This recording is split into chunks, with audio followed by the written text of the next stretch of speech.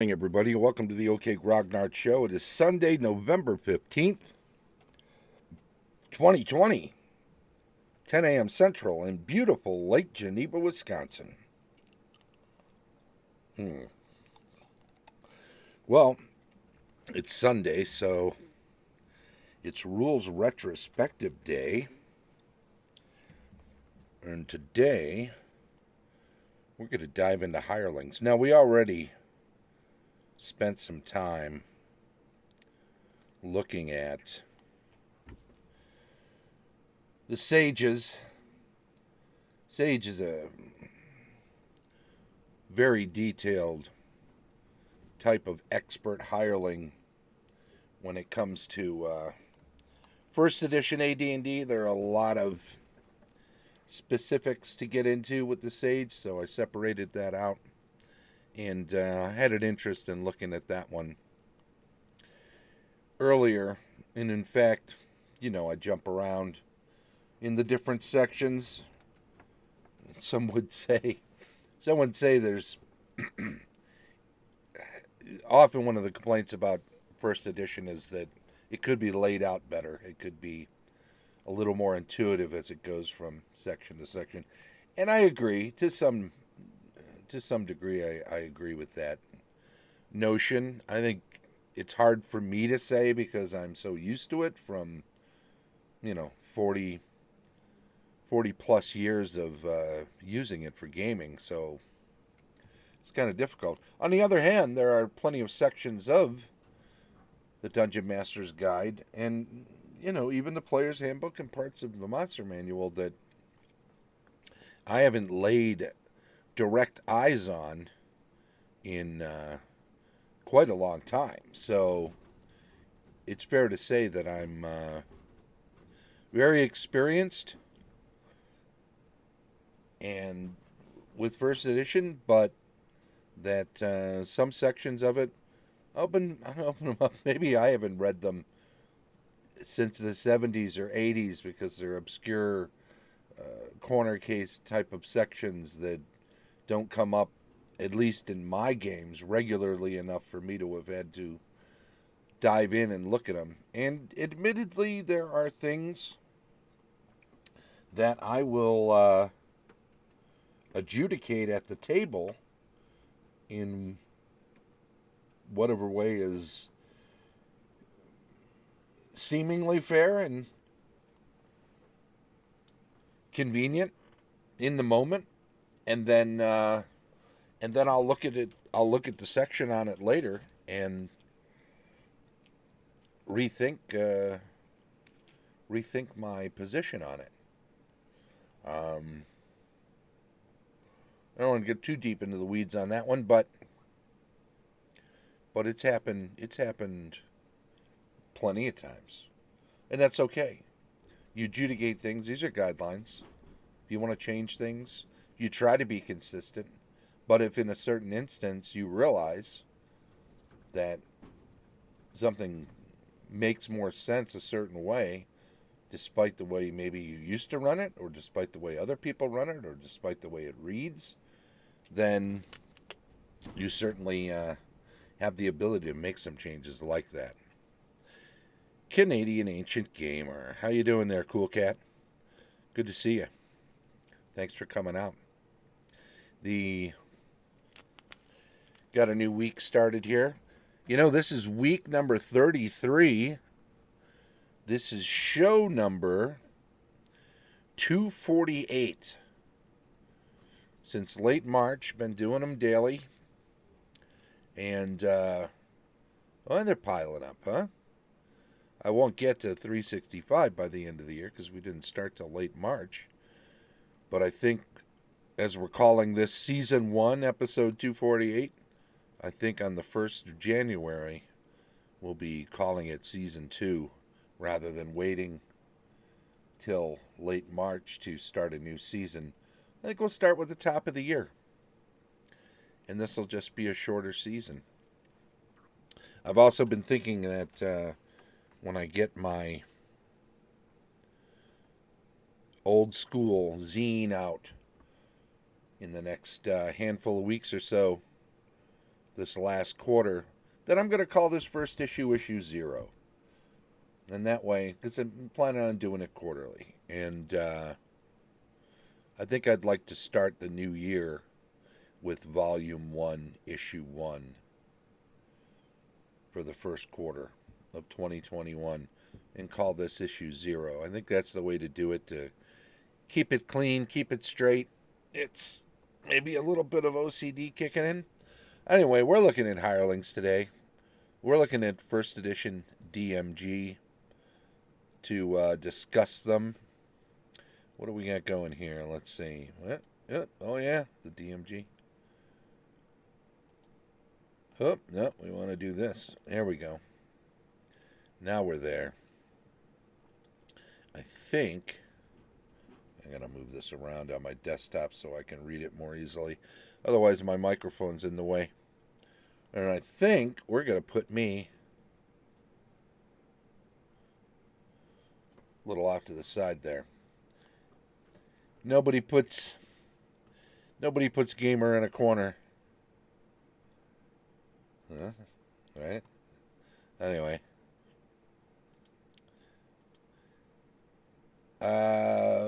Let me roll up a little bit here. So Hireling section starts here. I think it's page 28. There we go.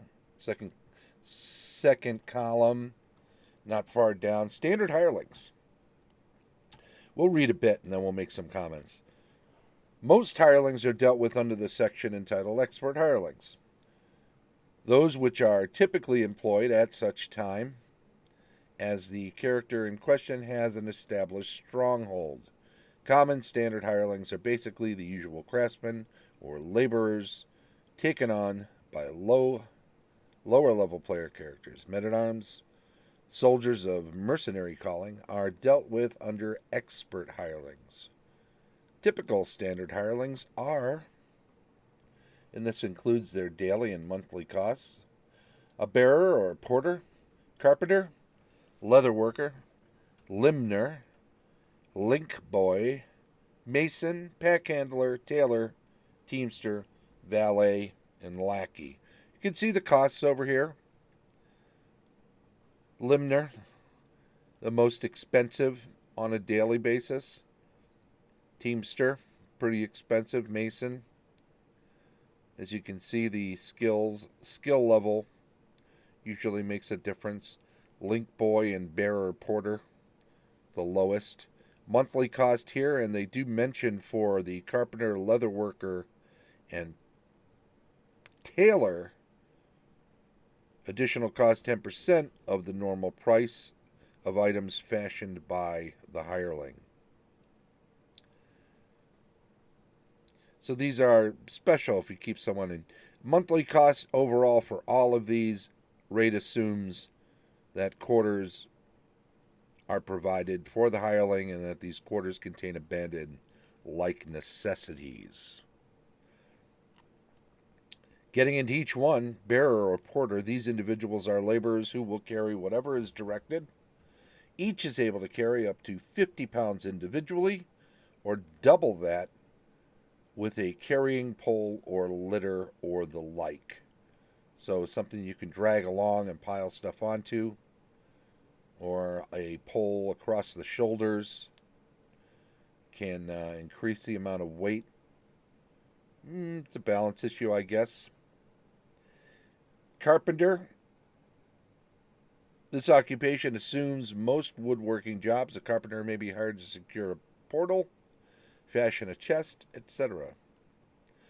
Leather worker. This occupation is principally concerned with the fabrication of leather goods such as backpacks, belts, straps, horse tack, etc.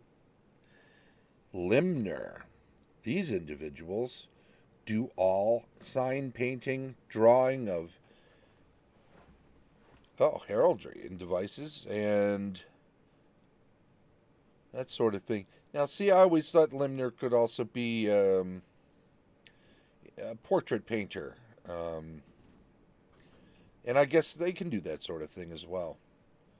I don't know that it comes up in game a whole lot, but Link boy. A link boy is a torch or lantern bearer. They are often youngsters, but mature men also will so serve. So torch bearers, I would think under certain conditions, having someone too young might be a detriment. But if they're experienced, you could test their mettle bringing them into a dungeon, but I'm not sure you'd want to. I'm not sure even a regular torchbearer is necessarily brave enough to go into dungeons. Takes a special kind of torchbearer. But if you're paying them enough, you might tempt them. Mason, any stonework must be done by a mason, and this occupation subsumes plasterers as well. Pack handler. These individuals are trained at loading, handling, and unloading beasts of burden, such as donkeys, mules, horses, etc. Tailor. This occupation makes and repairs clothing, bags, shield covers. It also subsumes hatters.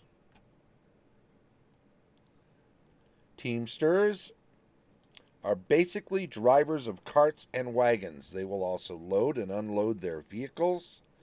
They are expert animal handlers with respect to their particular specialty of draft animal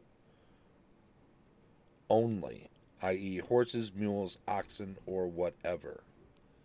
Valet lackey. This occupation subsumes the various forms of body servants and messengers. Handmaids, I guess, would fall under that category as well, if you're looking for costs on something like that. For wages. Location of standard hirelings. In general, the various occupations represented here are common to most settlements of village size and above, although each and every village will not be likely to furnish each and every sort of common hireling. Towns and cities will have many available, and each sort will be found in the appropriate section or quarter of the city or town. So they're not just piled up in a corner of the town altogether where you could just do one-stop shopping if you're looking for a bunch of different skilled, though standard, hirelings. Employment of standard hirelings.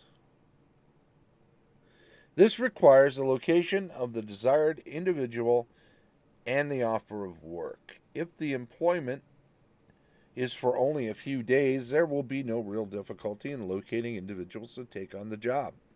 If the offer is for long-term employment, only 1 in 6 will be willing to accept unless a small bonus is offered.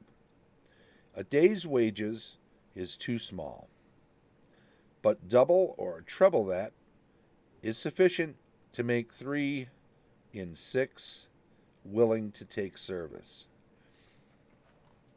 Now, I know there's reasons for this, because it was written, it was thought up, it was edited. But my question for this has always been, why do you have to pay someone extra to give them more employment, longer term employment? Somebody wants to work for just a few days, especially any of them. They have regular businesses, so maybe they close their business, I guess, in the case of a carpenter or a mason or somebody who has regular contracts. Maybe the mason is building a wall for the city and he can take a few days off to do a side job, but he's got to get back to it. I guess that's reason enough. I suppose, though, in the case of porters, bearers, torch bearers, maybe pack handlers, valets. See, those are occupations that I would think are looking for long-term employment. Maybe the point of that section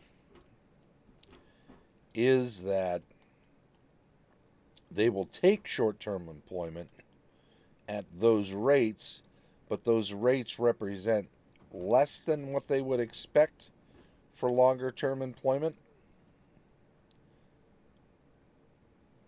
That maybe the real rate, the table is geared toward the idea that adventurers and in-game, those kinds of things will only be needed on the short term, and so that's why the table is geared toward a daily wage, but that in fact, to get any of those individuals on a regular basis, it actually costs more, because that would be, the higher cost would be really the standard rate of full-time employment. The side job is they'll take a little bit for a couple of quick days of work because they're actually making that on the side as extra rather than as a way of making a regular living. They're not filling every year with a bunch of short-term employments, because that wouldn't be enough for them to live. And let's face it, a silver is not a lot. You gotta just get food regularly and whatnot. In most D&D economies, I think that runs pretty low, even a couple of silver. Duties. He said duties. It is not practical to try to determine the time and expenses necessary to accomplish everything possible for the scores of standard hirelings possible to employ. So each DM will have to decide.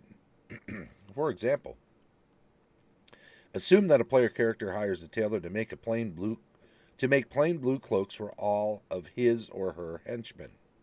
This will take only about 1 day per garment and costs the stated amount of money plus 5 copper pieces, 10% of the cost of a cloak, per cloak for materials. However, if the same cloaks were to be fashioned of a material of unusual color and have some device sewn upon them, time and materials costs would be at least double standard and probably more. Good example. The more specific, the more detailed you want the work to be, assumes that materials are going to go up, or at least finding of them probably as well, right? Maybe in certain situations you'll have to consider how good this particular standard hireling is, and if you need actually an expert hireling or somebody more akin to an expert hireling, best tailor in the town.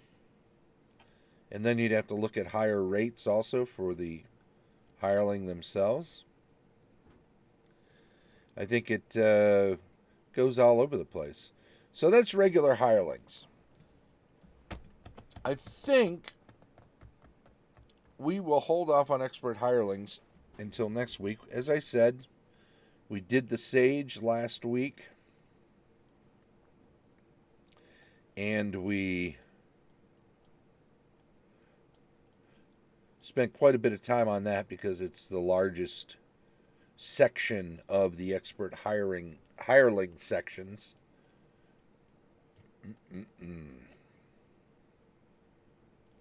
That's good. Let's have a quick peek at... Oh boy. Sage, Special, Sergeant. Guess we're all over with that one. Well, we'll end on this table. We'll go back to this table and take another look at it. So if we're assuming just on average a 30-day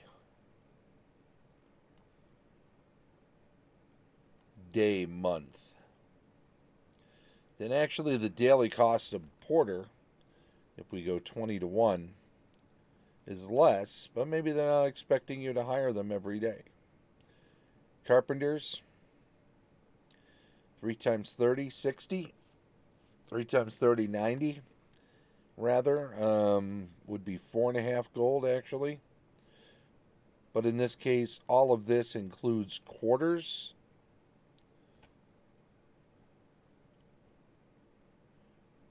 Bed and like necessities. I don't know.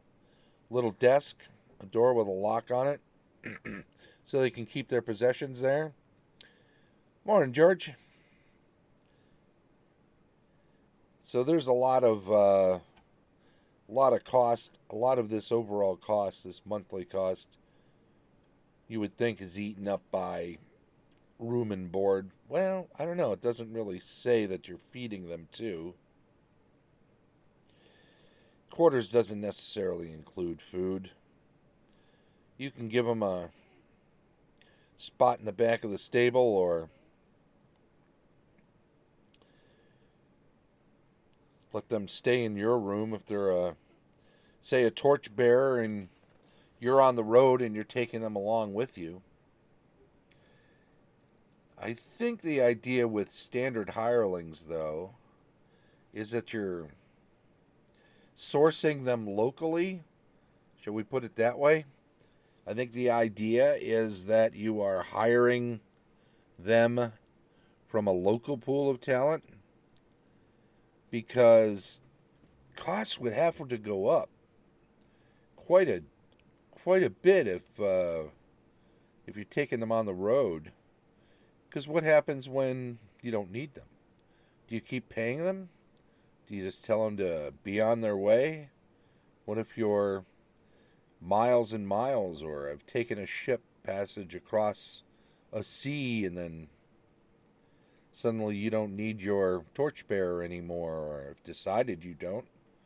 We've reached a level where we all have continual light stones in our pockets, and suddenly a torchbearer's usefulness is more of a liability to drag him along into caverns and caves. I guess you, depending on your alignment, might feel it incumbent upon you to book them passage back. Find them a wagon train headed back toward their town, or one that would go through their town that you can buy them passage on. Maybe give them some sort of a severance package. A bundle of torches. Here you go. You've done a good job. When a watchmaker retires, does he get a gold watch, or is that just, at that point, does he really need? It's a question. Of course, when you want to light that oil and only have a continual light spell running, bring in the torchbearer. Yeah, you carry him along just to light your Molotov cocktails, huh? Got to throw another thing. I would think you'd have some other way of. But he's your guy, right? He's the expert with flint and tinder. He's the guy that can get a little flame going. Keep it going.